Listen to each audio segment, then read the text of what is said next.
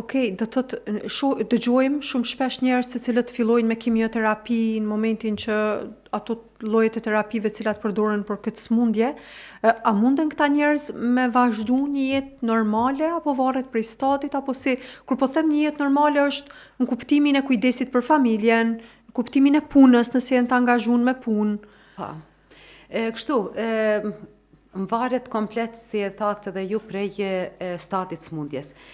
Momentin e diagnostikimit ekzistojnë 4 stade sëmundjes për secilin lloj të kancerit. Prej stadit 0 deri te stadi i 4. Stadi i 0 është karcinoma in situ, e cila nuk hyn kancere, por që me eradikim kirurgjik ajo është komplet e shërueshme dhe nuk ka nevojë për trajtim nga ana e onkologut. Ndërsa stadi 1, 2, 3 edhe 4 janë stade cilat kërkojnë intervenime nga aspekti onkologjik pas diagnostikimit në këto stade.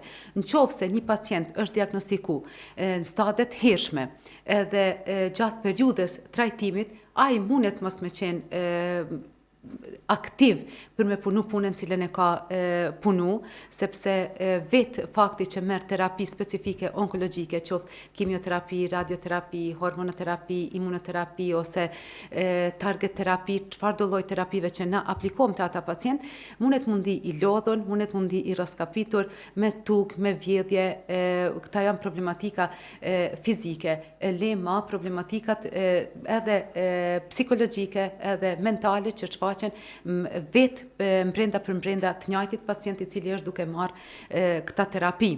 Do të thotë kisha rekomandu që periudhën e trajtimit mu kursy pak prej atyne veprimtarive të përditshme për shkak ngarkesës cilën organizmi e ka gjatë trajtimit me substanca specifike onkologjike.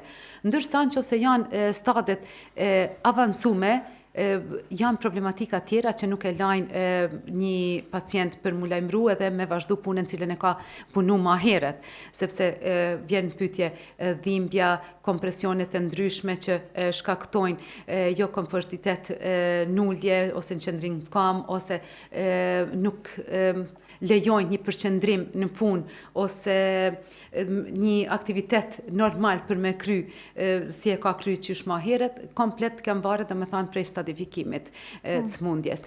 Edhe prej mënyrës trajtimit, çka kërkan mu trajtu, edhe është trajtim shërus apo është trajtim vetëm mjekus. Çfarë dallimi kanë këto dyja?